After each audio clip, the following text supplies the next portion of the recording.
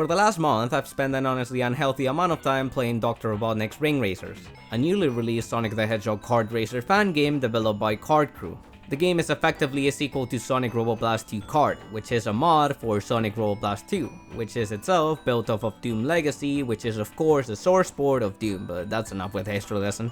Ring Racers is a ton of fun, a wonderfully chaotic kart racer drenched in amazing presentation, and it's clearly way too addicting. However, it's also a deeply frustrating game, maybe one of the most frustrating I've played recently, riddled with bizarre design choices and poorly implemented systems. And so I'm making this video to try to sort some of that in my head, and also to make this video, that is also the point. I want to preface this video is gonna skew towards a critique more than a balanced review or anything like that, so while the tone might be somewhat negative, I want to acknowledge that a fan game with this much love and care put into it existing is alone worth celebrating in my book. And I do genuinely recommend you play Ring Racers if you like kart racers or racing games in general. This game has a lot in common with one racing game in particular, one I've seen it compared to a lot. So let me do the totally normal thing of starting a video by talking about a completely different game.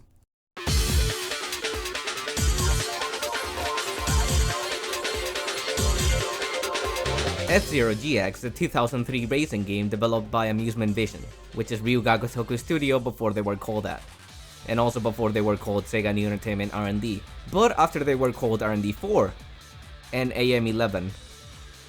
What is this video about? F-Zero GX is the best racing game ever made, and if you think otherwise, no you don't. This shit's lightning fast, it looks and sounds amazing, and has some of the most challenging and rewarding single player content I've seen.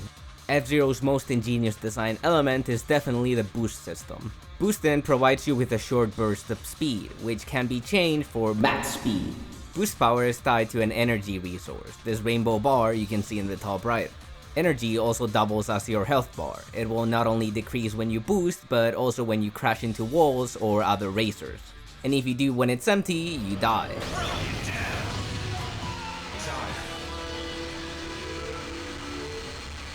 The implementation here is key. While racing, you'll find these pit zone stripes, and they function as your heal. Racing over them will replete your energy, so you're encouraged to expend as much as possible by boosting and recover it here, then repeat the process next lap. These pit zones also allow for creative track design with them, and it can be a challenge to drive over them at times, so you gotta be mindful to hit them properly. The game actually locks your booster during the first lap, making it a pseudo practice lap, but also giving you a chance to scout out where the pit zones are and plan ahead how much and when you'll be wanting to boost. The benefits of this system are obvious. By combining boost and health into one single resource, there's an implicit risk reward attached to every single boost.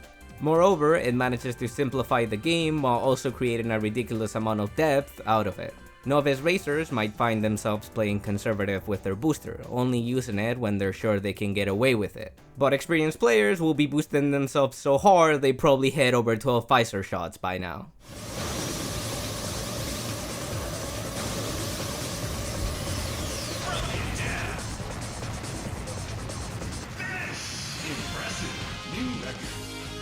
Now that we understand boosting, let's go to Ring Racers, since it has its own unique yet similar resource in the form of rings. You'll start the race with 10 of these, and like in F-Zero, you can use them to boost. The boosting acceleration is not nearly as pronounced, and it's a bit more modular since you can control how many rings you use at a time. Colliding with other racers and getting hit by items or hazards will make you drop some rings. Hit 0 and you'll be left in a vulnerable state, where any further contact will send you into a spin out and push you further into ring depth. No! Get hit while 20 rings into depth and you'll explode. Being ringless might not seem as punishing as in F-Zero, and it isn't, but you can still get comboed for seconds at a time and you really don't want to be driving some of these tracks without rings to boost with.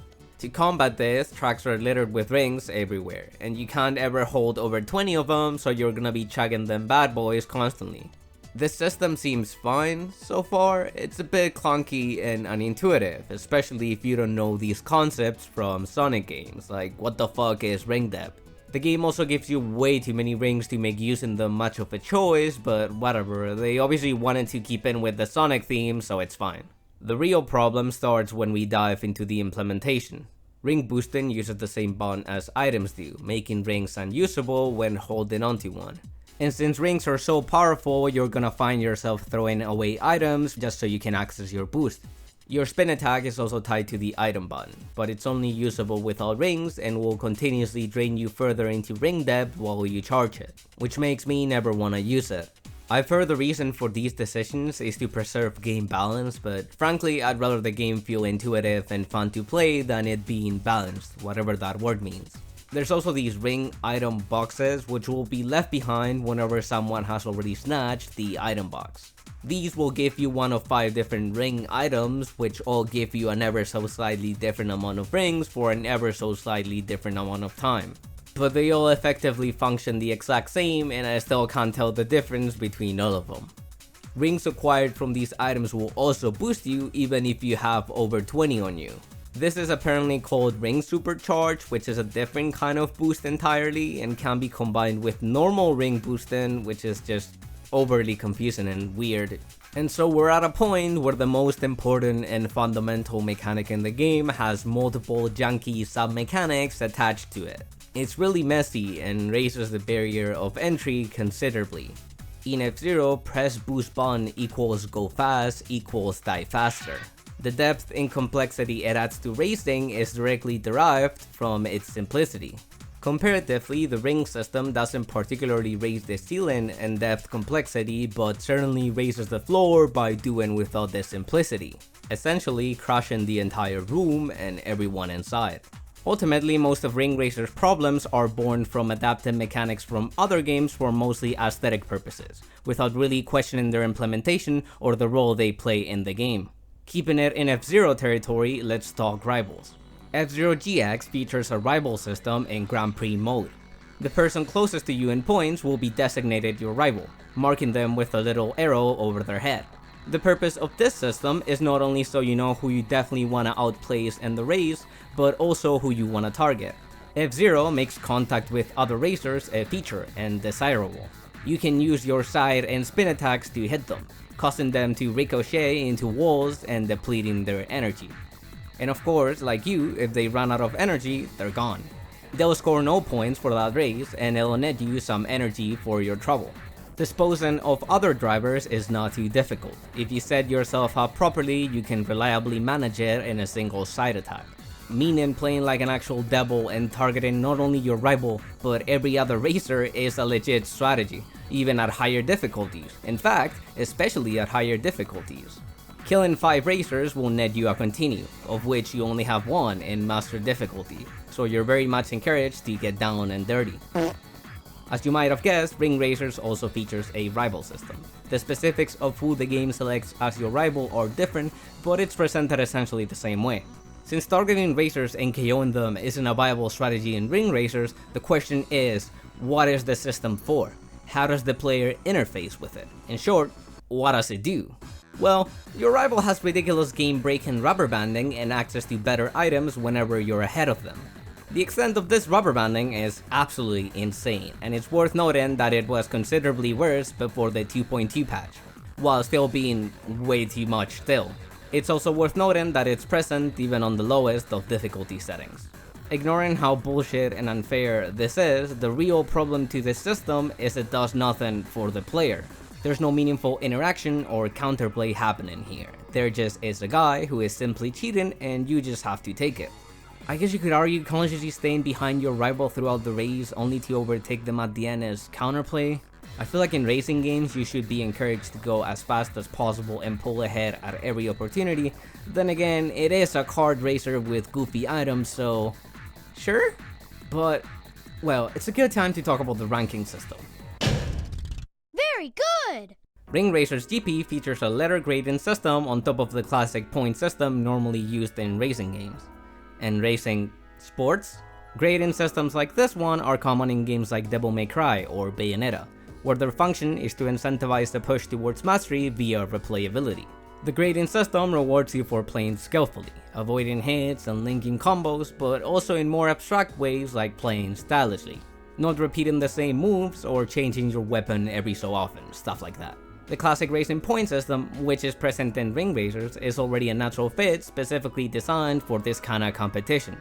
It encourages you to place as high as possible in every race. So what could be benefit from adding another ranking system on top of it? What would it even rank other than your placement? The answer seems to be lap bonus and ring bonus. The lap bonus is as obvious as it is with its purpose, rewarding you for good placement not only at the end of the race but all throughout it, which directly contradicts the only possible counterplay to the rival system, but well, I already figured the rival system was pointless, so fair enough. Ring bonus rewards you for how many rings you have on hand when crossing the finish line, and this is directly lifted from the Sonic games. And it likewise operates in opposition to the basic concept that you would want to use all your rings right before the end of the race to maximize your boost and cross the finish line as fast as possible, right? And since you're disproportionately rewarded by it, it's very easy to end up in situations where you might just overtake first place by using your rings, but choose not to do it to rack up points through the ring bonus. It's extremely bizarre and backwards. In F-Zero, by comparison, the goal is to expend all your energy before ending the race, even if it means destroying your machine as you fling it towards the finish line. All this to say, the point system and letter grading rankings are both running parallel while also asking different things of you and rewarding you differently as well. Of course you aspire for a gold cup or podium finish with the point system, but also want a high letter grade in order to challenge the special stages for a chance at a Chaos Emerald. All of this is further complicated by the fact that the game also features game overs and continues. In fact, placing poorly in a track doesn't just punish you with less points and a worse grade, it instead forces you to use a continue to replay the race. Used continues also detract from your final grading at the end of the cup. There's also the matter with the bonus stages. You see, there are 2 of these per Grand Prix, where you're tasked with destroying these capsules with bomb items you pick off the course, while also collecting blue spheres to improve your card's stats, and this all goes towards your ranking as well. So again, what is the benefit of having all these poorly thought out, poorly implemented systems awkwardly sitting on top of one another like a nightmarish Jenga tower?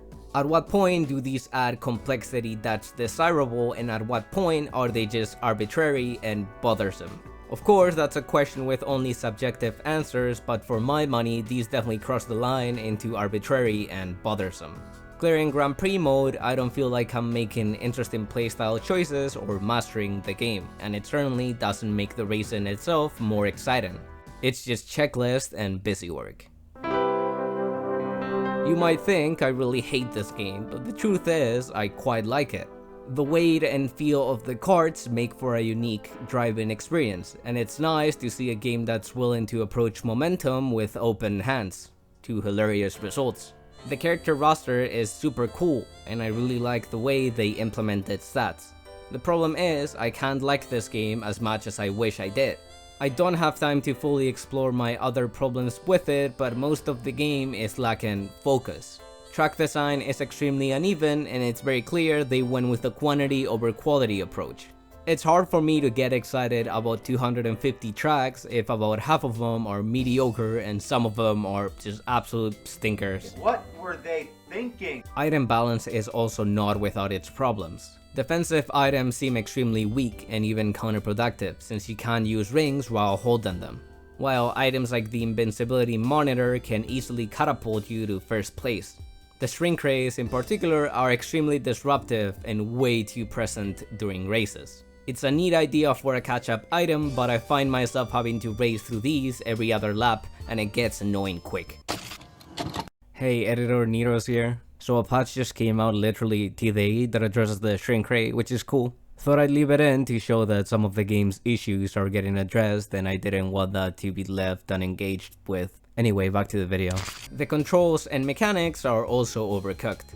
The tutorial made a big deal of this anti-gravity brake thing, but I've only found use for it in one track so far.